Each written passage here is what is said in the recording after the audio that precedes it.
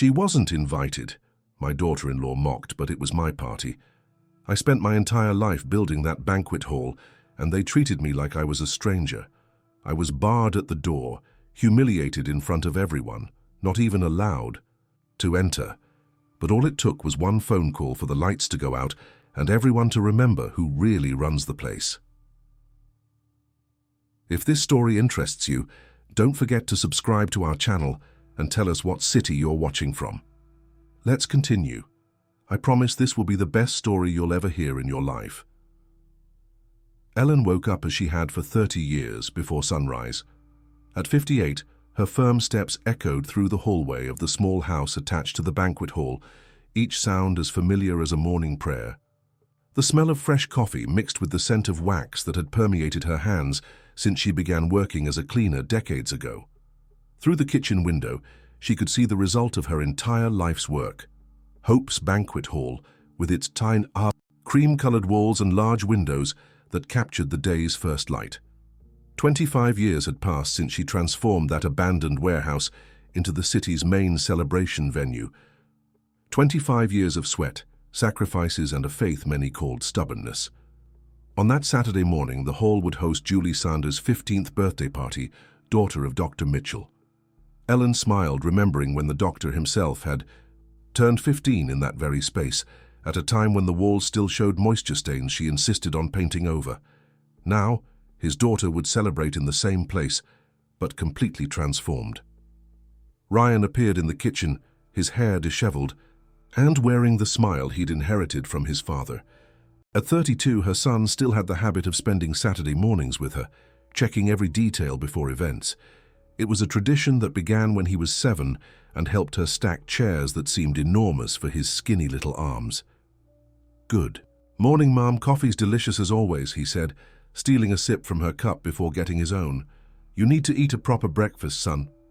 "Married for 2 years and still haven't learned to take care of yourself," Ellen joked, but there was a hint of truth in her words. Since Ryan married Caitlin, some things had changed. Not that Ellen didn't like her daughter-in-law. On the contrary, the 28-year-old woman had always been polite and interested in the hall's history. But there was something between the lines of her comments, a subtle way of suggesting changes that bothered Ellen. "Caitlin wanted to talk to you today," Ryan mentioned while checking the event's to-do list. "She had some ideas for decorating the main hall." Ellen paused for a moment. "What kind of ideas?" "Nothing major, Mom. She just thinks we could modernize a bit. Maybe replace those curtains with something more current, change the table arrangement." The burgundy velvet curtains had been a carefully planned investment 3 years ago. Ellen had researched suppliers, negotiated prices, and chosen every detail, thinking of the elegance they would bring to the space. They weren't just curtains. They were the result of months of saving. "Let's see what she has to say," Ellen responded diplomatically, but her heart quickened slightly. Walking to the main hall, Ellen passed through corridors she knew by memory. Each mark on the wall told a story. The small scratch left when they moved the piano for the Smiths' golden anniversary, the almost imperceptible stain on the wall where a child had spilled grape juice during a christening. To others, they were imperfections. To her, they were living memories. The hall was being prepared for the evening's party. The round tables were already in position, and the chairs with white covers awaited final adjustments. Ellen walked among them, checking the alignment, adjusting a detail here and another there. It was a ritual that connected her to the space in an almost spiritual way. "Miss Ellen," Marcy's voice, her oldest employee, echoed through the hall. The florist just arrived with the arrangements. They looked beautiful.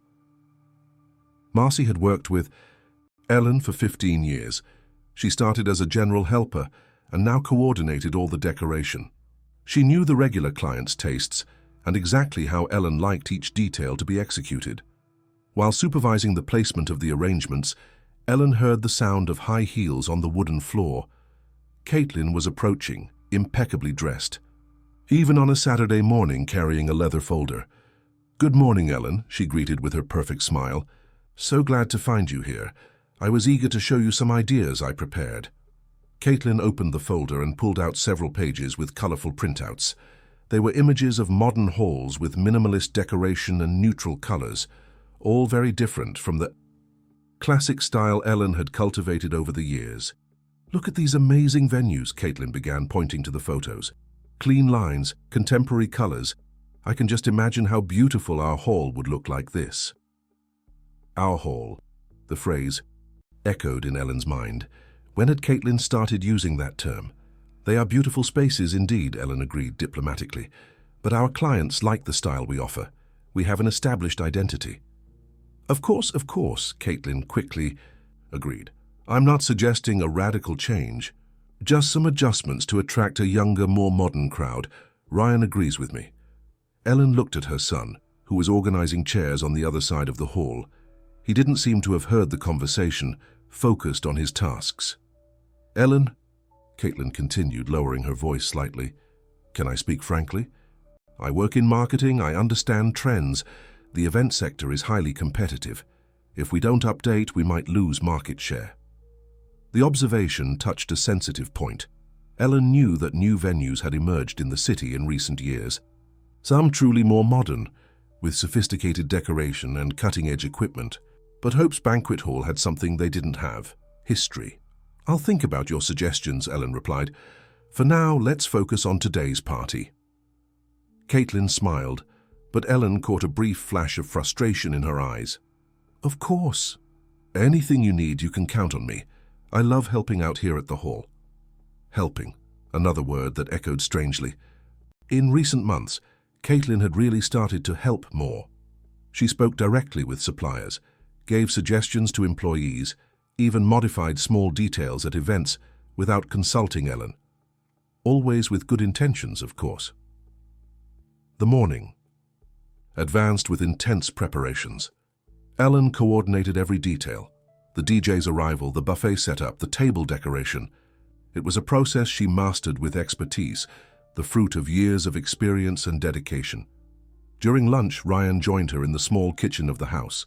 Mother and son shared a simple meal, as they had since he was a child. "Mom," Caitlin, "is really excited to help more with the hall," Ryan commented while serving the rice. "She has good ideas, doesn't she?" Ellen chewed slowly, thinking about her response. "She has interesting ideas, yes. But son, I need to ask you something. Are you happy with how things are working?" "What do you mean, Mom?" "The hall, our way of working, our clientele. Would you like to change anything?" Ryan paused, fork in midair. "Mom, what you've built here is incredible. I grew up watching your effort, your sacrifice. I would never disrespect that, but—" He hesitated. "But what?" "Sometimes I wonder if we could expand a bit, grow, you know. Caitlin has marketing knowledge. She could help us attract more clients, improve our social media presence." Ellen nodded slowly. She saw that her son spoke sincerely without malice, but she also noticed how Caitlin's ideas were already shaping his thinking. "Let's take it slow, son. Growth is good, but we can't lose our essence in the process." In the afternoon, while the final preparations were taking shape, Ellen observed Caitlin interacting with the employees. The young woman circulated through the hall with confidence, giving instructions about the flower arrangements, suggesting adjustments to the lighting, guiding the buffet staff. The employees treated her with respect, but Ellen noticed that some looked in her direction, as if seeking confirmation. It was strange to feel like a stranger in her own space, as if she were a guest watching someone else command her house. The party would start at 7 o'clock. By 6, the hall was impeccable. The tables gleamed with gold dinnerware, the arrangements perfumed the environment, and the lighting created the perfect atmosphere for the celebration. Ellen withdrew to get ready, as she did before all important events. She put on her navy blue dress, the same one she had worn for special occasions for 5 years. It wasn't new, but it was elegant, and made her feel confident. When she returned to the hall, she encountered a scene that momentarily disconcerted her. Caitlin was in the center of the hall, greeting the first guests as if she were the hostess. She introduced herself to the parents of the birthday girl's friends, explained details of the decoration, and received compliments with ease. "Ellen," Dr. Mitchell approached with a warm smile. As always, you've exceeded expectations. The hall looks spectacular. Thank you, Doctor. It's a pleasure to host your family once again. Caitlin was telling me about the modernization plans. What a fantastic idea. The hall is already wonderful. Imagine it with a makeover. Ellen forced a smile. Caitlin had been talking to clients about changes that hadn't even been decided yet. The party proceeded without problems. The birthday girl was radiant, the guests were having fun, and everything functioned with the precision that only years of experience can provide. But Ellen felt a growing uneasiness. Throughout the night, she observed Caitlin assuming roles that were traditionally hers. The young woman coordinated small adjustments, talked to the DJ about changes to the playlist, even negotiated with the photographer for an additional session, all done competently, but without prior consultation. When the party ended and the last guests departed, Ellen remained in the hall, supervising the cleaning. It was another of her rituals, seeing the space return to its original state, ready for the next celebration. Caitlin approached, still energized by the night. What a beautiful party, don't you think? Everything went perfectly. Yes, it was a special night, Ellen agreed. You know, Ellen, I talked to several people today. Everyone was very interested in the changes I mentioned. I think it's time for us to take that step.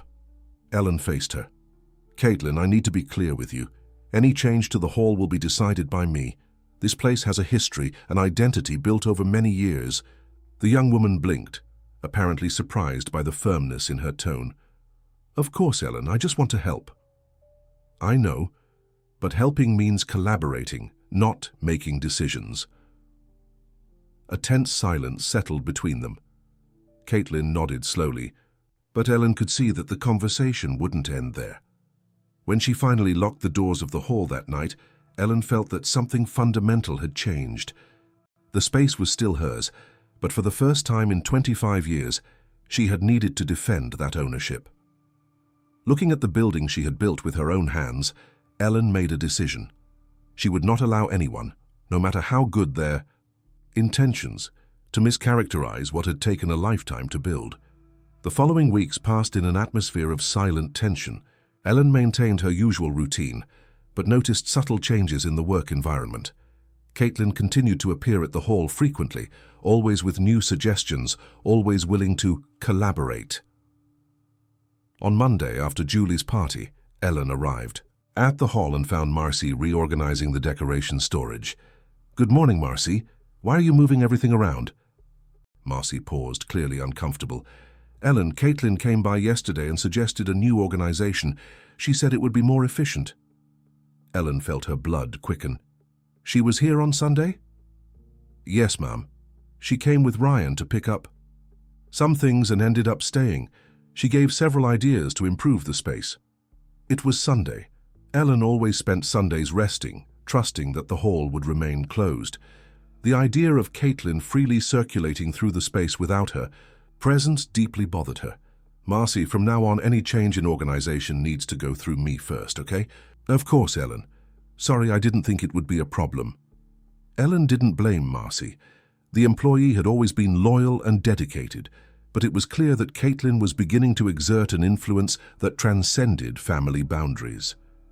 During the week, small incidents confirmed her suspicions. The flower supplier called confused, asking about a new ordering policy that Caitlin had mentioned. The sound technician commented about equipment changes she had suggested. It was as if Caitlin was establishing a parallel management. On Thursday, Ellen decided to confront the situation directly. She called Ryan and asked him and Caitlin to come to the hall for a conversation. Of course, Mom, did something happen? We need to align some things about how the hall operates. The couple arrived late afternoon. Caitlin entered smiling, carrying another folder with ideas. Ryan seemed unconcerned, as always. Ellen, so glad you called us. I have so many new things to show you, Caitlin began, but Ellen gently interrupted her. Before that, Caitlin, I need to clarify some things. This hall is my business, my responsibility. Any decision, no matter how small, needs my approval.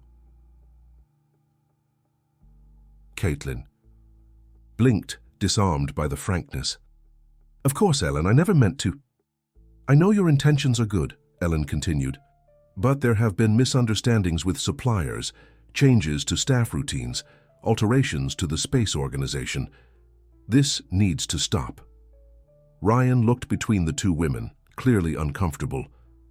Mom, I think there's a misunderstanding. Caitlin just wants to help.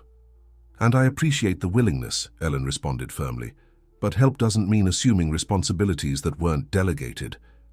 Caitlin quickly composed herself. Ellen, I apologize if I overstepped. It's just that I get so excited about the possibilities for this place. But you're right, from now on I'll limit myself to giving suggestions when asked. Ellen nodded, hoping the conversation would end the matter, but in Caitlin's eyes she saw a determination that worried her. It wasn't submission, it was strategy. The following days were of apparent calm. Caitlin reduced her visits to the hall, and when she appeared kept a lower profile, but Ellen knew this was just the calm before the storm. Confirmation of her suspicions came unexpectedly. The following week she received a call from an old client, Mrs. Vera, interested in hosting a 50th wedding anniversary party. Ellen, dear, I called earlier and spoke to a very nice young lady. She gave me several modern ideas for the party, even suggested a different supplier for the buffet. Ellen frowned. What young lady, Mrs. Vera? Caitlin. She introduced herself as your partner, said you're modernizing the hall. Partner. The word echoed in Ellen's mind like an alarm. Caitlin was presenting herself as a partner to potential clients. Mrs. Vera, there's been a misunderstanding. Caitlin is my daughter-in-law, not my partner. I'll call you tomorrow to discuss your party. After hanging up, Ellen remained motionless for several minutes. The situation had reached an unacceptable point. Caitlin wasn't just interfering, she was usurping her professional identity. That night, Ellen called Ryan and asked him to come to the hall alone the next day. Mom, did something serious happen? I need to talk to you about serious matters. Son. Ryan arrived the next morning with a worried expression. Ellen received him in the small room that served as an office, an intimate space where she made the most important business decisions. Son, I need to ask you. Caitlin is introducing herself as my partner to clients. Ryan opened his mouth to respond, but Ellen continued. It's not a rhetorical question. It's a fact. Mrs. Vera called me yesterday telling me about the conversation she had with her. Caitlin identified herself as a partner in the hall. Mom, there must have been a misunderstanding. Maybe she expressed herself poorly. Ryan, look at me. Ellen held her son's hands.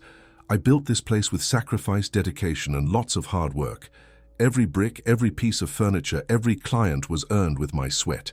I won't allow anyone, no matter how much I like them, to mischaracterize or appropriate what's mine. Ryan lowered his eyes. Mom, I know how much this place means to you. I would never allow anyone to disrespect that. Then I need your help. Caitlin needs to understand that this is my business. She can have opinions, she can give suggestions when I ask for them, but she cannot make decisions or present herself as an owner. I'll talk to her, Mom. I promise. But Ellen noticed hesitation in her son's voice. Ryan was torn between loyalty to his mother and the desire not to create conflicts in his marriage. That afternoon, while organizing papers in the office, Ellen heard raised voices coming from the main hall. She immediately recognized them. Ryan and Caitlin were arguing. Don't understand why you don't defend me, she heard Caitlin's voice. Your mother is being unfair to me. Caitlin, she's not being unfair. This is her business. You need to respect that. Respect? Ryan, I just want to help. I have a marketing degree. I know trends. I can make this place grow. But not like this. You can't introduce yourself as a partner. There was a tense silence. Ellen approached the office, Doko discreetly, able to hear better. Ryan, your mother is stuck in the past. This hall has the potential to be much more than it is. With my help, you could triple the revenue. Revenue isn't the problem, Caitlin. The problem is you not respecting the rules. What rules? The rules of a woman who built this by cleaning other people's floors? Ryan, we have college degrees, we have business vision. We can do so much better. Ellen felt as if she'd been punched in the stomach. Caitlin's words revealed a contempt she had only intuited until then. For the young woman, her story wasn't inspiration, it was limitation. The argument continued for a few more minutes before the couple left the hall. Ellen remained in the office, processing what she had heard. Caitlin didn't see the hall as a respectable space.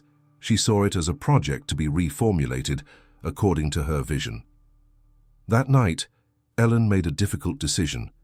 She called her attorney, Mr. Henry, a man who had been with her since the first contracts for the hall. "Mr. Henry, I need to review the hall's documents. I want to make sure my property rights are absolutely clear." "Ellen, did something happen?" "Family issues. I prefer to be prepared." "Of course. I'll review all the documentation. Would you like to schedule a meeting for next week?" "Yes, please. And Mr. Henry, keep this confidential for now." In the following days, the atmosphere at the hall became even more tense. Caitlin returned, but now with a different posture, more calculated, more observant. Ellen felt she was being studied, as if Caitlin was looking for weak points in her management. The last straw came the following Friday. Ellen arrived at the hall in the morning and found Caitlin at the reception, answering the phone. "Hope's Banquet Hall, good morning." "This is Caitlin from management. How can I help you?" "From management." Ellen felt anger rise in her throat but maintained her composure. She waited for Caitlin to finish the call before approaching. "Caitlin, I need to talk to you. Now." The young woman hung up the phone with a forced smile. "Of course, Ellen. I was just organizing this week's schedule. You don't have authorization to answer the hall's phone, much less identify yourself as management." "Ellen, the phone was ringing and no one was answering.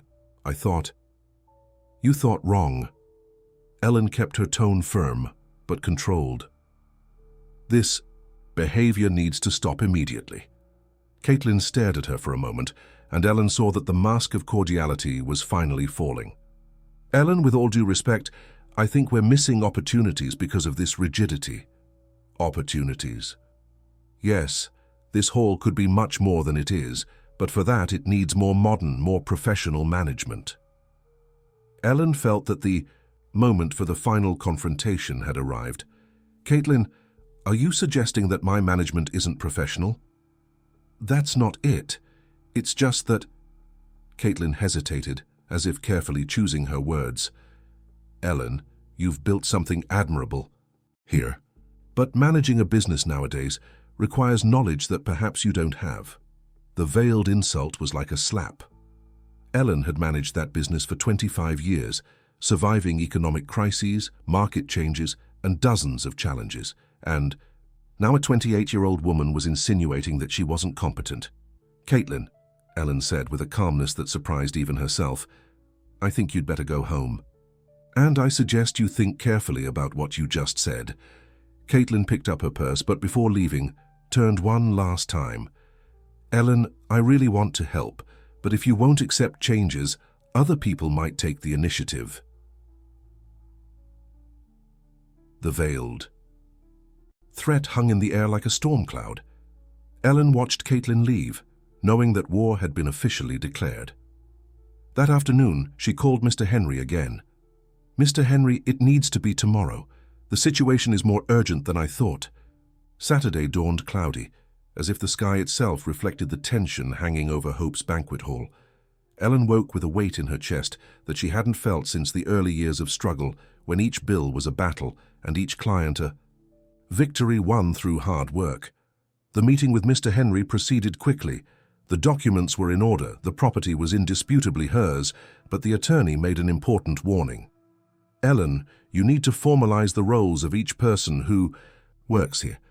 If there are family conflicts, it's better to have everything very clear on paper." Back at the hall, Ellen encountered a scene that alarmed her. Caitlin was in the office, leafing through contracts and documents that were kept in her desk. "What are you doing?" Caitlin startled but quickly composed herself. "Ellen, I was looking for tomorrow's party contract. Ryan asked me to check some details." Ellen knew that was a lie.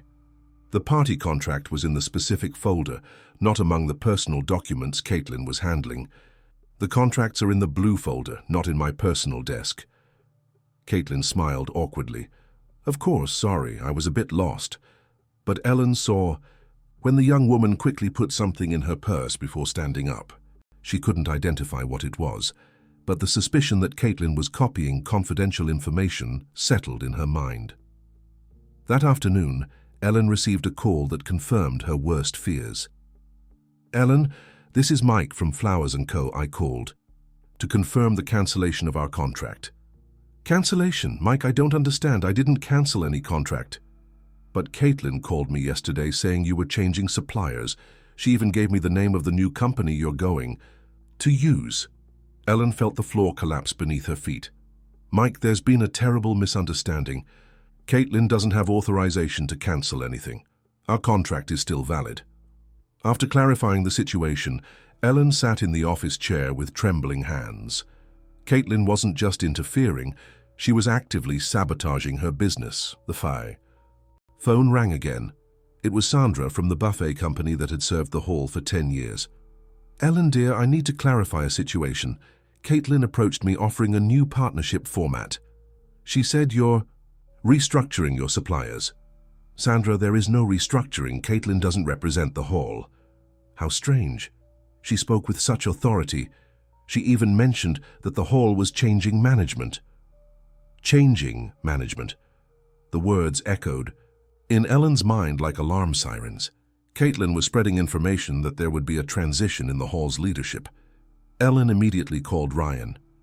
"Son, I need you to come here now. It's urgent." "Mom, I'm at the office. Did something serious happen?" "Ryan, your wife is calling my suppliers saying the hall is going to change management. I need explanations." The silence on the other end of the line was eloquent. When Ryan finally spoke, his voice was tense. "Mom, there must be a misunderstanding. I'll talk to Caitlin and we'll both come over." "I don't want to talk to her, Ryan. I want to talk to you alone." An hour later, Ryan arrived at the hall with an expression Ellen hadn't seen since his troubled teenage days. It was the face of guilt. "Mom, I can explain." "You can start." Ryan sat at the office desk, avoiding his mother's gaze. Caitlin is frustrated. She feels she has a lot to contribute but can't find space. "Space for what, Ryan?" "To apply her knowledge. Mom, she really understands business management." Ellen felt her patience running out. "And I don't understand. Is that what you're telling me?" "That's not it, Mom. But you have different visions about how to run the business." "Ryan, this is my business. There are no different visions. There's my vision, which built this place, and there's the inappropriate interference of someone who has no right to it." Ryan finally faced her. "Mom, Caitlin is my wife. She's going to be part of our family. For the rest of our lives, we can't live at war. Then she needs to learn to respect boundaries. What if we gave her an official role at the hall?" Ellen rose from her chair as if she'd received an electric shock. "What?" "A small, symbolic participation. So she feels included, valued." "Ryan, are you suggesting I give part of my business to Caitlin?" "Not exactly give, maybe a partnership, a management contract." Ellen looked at her son as if seeing him for the first time. "Ryan, this hall is the result of 30 years of work. I started by cleaning floors, saving every penny, sacrificing everything to build something respectable. And you're suggesting I hand over part of it to someone who never invested a dollar, never spent a sleepless night worried about bills." "Mom, it's not like that." "It's exactly like that." Ellen slammed her hand on the desk. "Caitlin wants power, not to help. She wants control, not to contribute. And you, my son, are being used as a bridge for her to achieve this." Ryan stood up, visibly shaken. "Mom, that's not fair." "You know what's not fair, Ryan? It's not fair that I have to defend my own business within my own family. It's not fair having to explain to suppliers that a person with no authorization is spreading lies about administrative changes." "Mom, no." Ellen raised her hand. "Enough, Ryan. You're going to choose.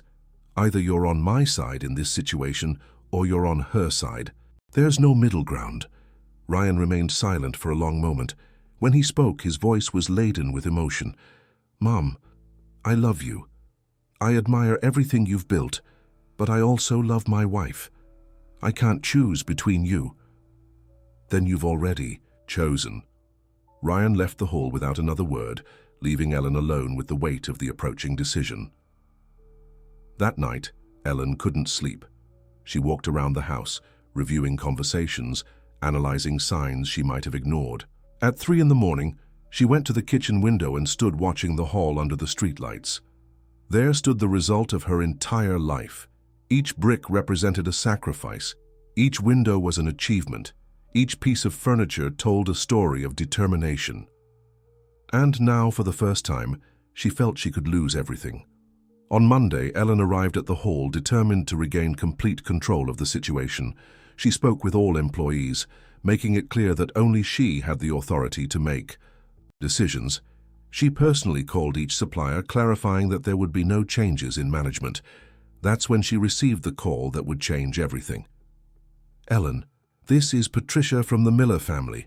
We called last week to get a quote for our daughter's wedding." Ellen vaguely remembered the call. "Yes, of course. How can I help you?" "Well, we received a call from Caitlin saying that, unfortunately, the hall won't be available on the date we wanted. She recommended another venue." Ellen froze. "Patricia, when was this call?" "Last night. She was very nice, said she was calling at your request." "And did you book with the other venue?" "Not yet, but—" "Patricia, please don't make any decisions yet. I'll check our calendar and call you back today." After hanging up, Ellen rushed to check the reservation book. The date requested by the Miller family was completely open. Caitlin had blatantly lied, diverting clients to harm the business. It was declared war. Ellen picked up the phone and called Ryan. "I need to talk to both of you. Today, at 6 o'clock, here at the hall." "Mom, what happened now?" "Your wife is lying to my clients, diverting parties to other venues. This is sabotage, Ryan, and it stops today." The meeting was set. Ellen knew it would be the definitive conversation, the one that would define the future of everything she had built.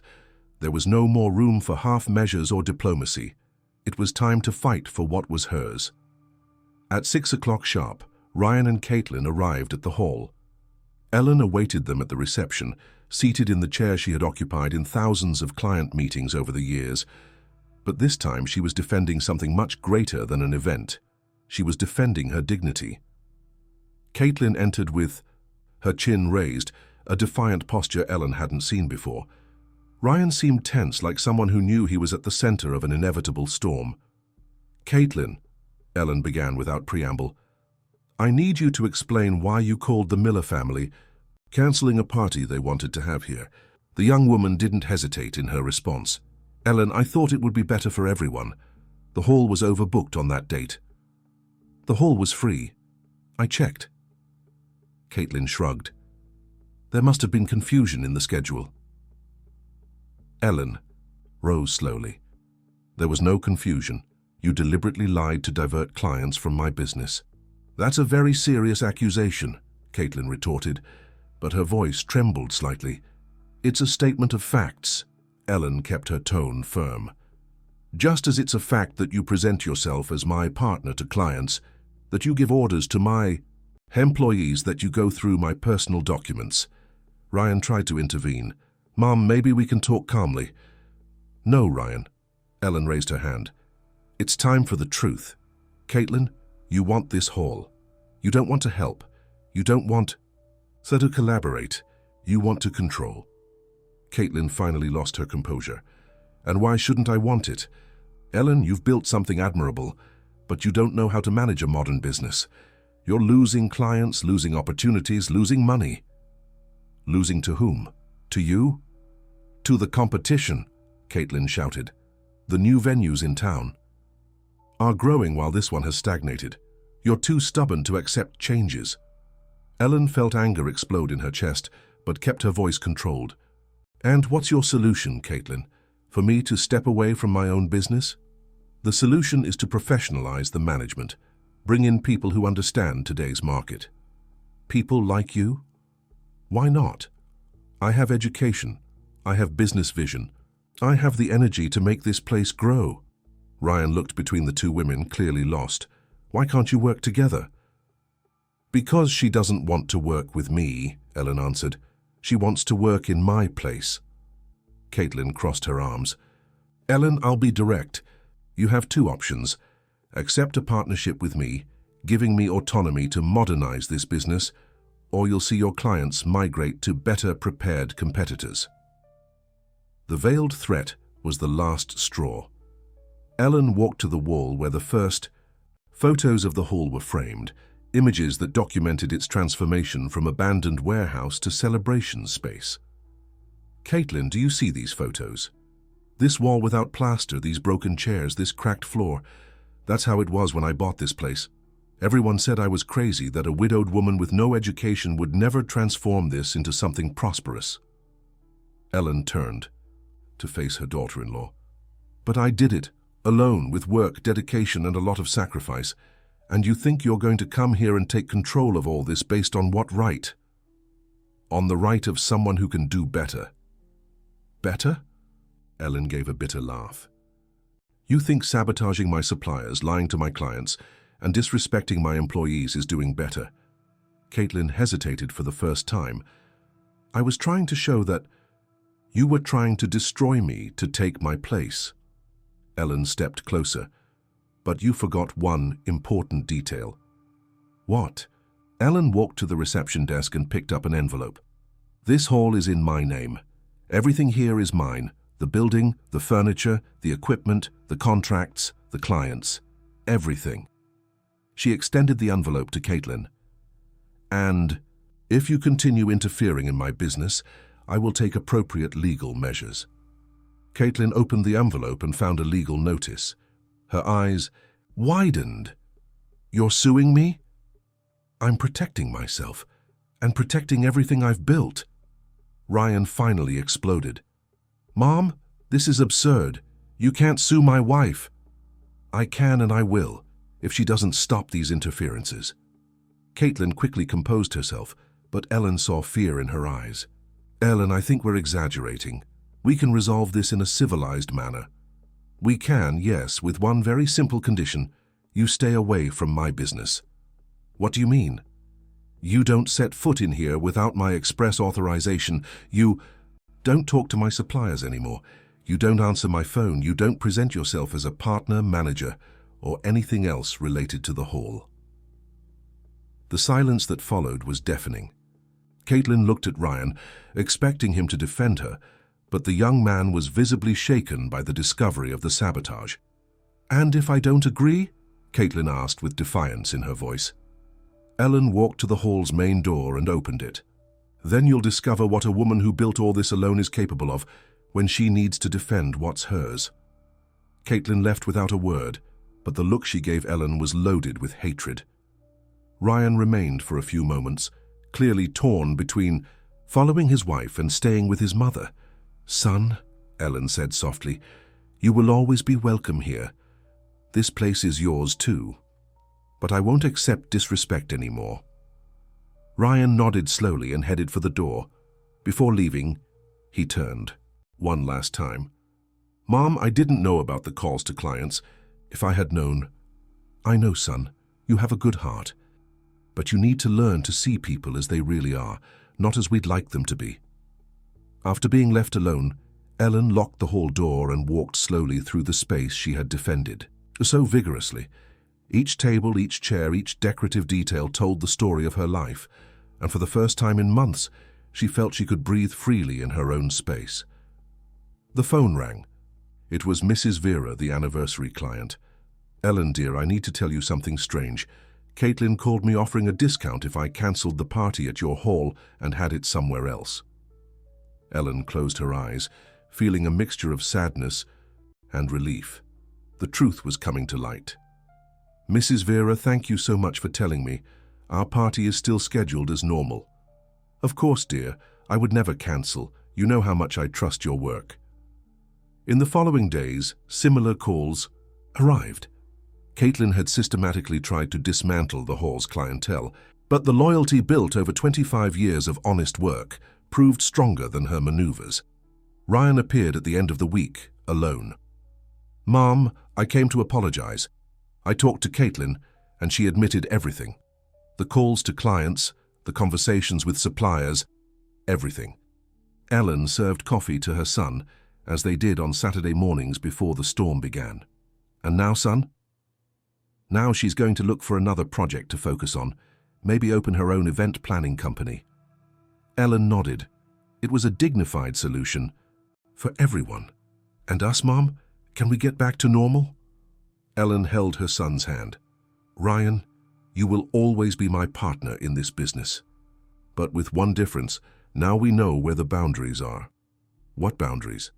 The boundary between helping and controlling, between suggesting and imposing, between participating and usurping. Ryan smiled for the first time in weeks. I understand, Mom. 2 months later, Hope's Banquet Hall hosted the Smiths' golden wedding anniversary, a couple who had celebrated their silver anniversary there and now returned to celebrate half a century of union. Ellen observed the packed dance floor, children running between tables, elderly people recalling stories of youth. Marcy approached with the night's report. Ellen, it was a perfect party. The couple is emotional. And you, Marcy, how are you feeling? The employee smiled. Much better. The atmosphere became more peaceful after things were resolved. Ellen nodded. She knew Marcy was referring to the end of Caitlin's interference, but appreciated her discretion. Ryan appeared carrying chairs, as he had done since he was a boy. Mom, Caitlin sends her regards. Her event company is doing well. I'm happy for her, Ellen replied, and surprisingly she was sincere. When the last guest departed and the hall returned to silence, Ellen remained alone for a few minutes. She looked at the walls she had painted, the floor she had helped install, the windows she had cleaned countless times.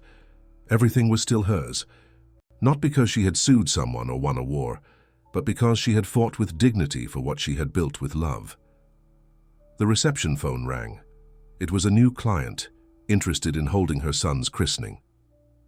Hope's Banquet Hall. Good evening. Ellen. Speaking. Ellen, my name is Carla. I heard about your hall through Mrs. Vera. She said you make miracles happen. Ellen smiled, feeling her heart warmed. I don't perform miracles, dear. I just help people celebrate their own. As she scheduled the new client's visit, Ellen looked around once more. Hope's Banquet Hall was still standing, stronger than ever, just like her. And in the silence of that night, she knew she had won the most important battle of her life. The battle for her own dignity. The end. Dear listeners, we hope Ellen's story has touched your hearts and inspired you to reflect on the importance of defending what we build with love and dedication. Like Ellen, we all face moments when we need to fight for our dreams and protect our dignity. To continue this emotional journey with us, we've prepared a special playlist with equally engaging and inspiring stories. You can find it here by clicking to the left of your screens. If this story moved you as much as it moved us in creating it, don't forget to subscribe to our channel and leave a like on the video. Every day we bring unique narratives that explore the challenges and victories of real life. Stories of ordinary people facing extraordinary situations. Don't miss our upcoming content and share in the comments how this story touched you. We want to know your reflections, your similar experiences, and how you faced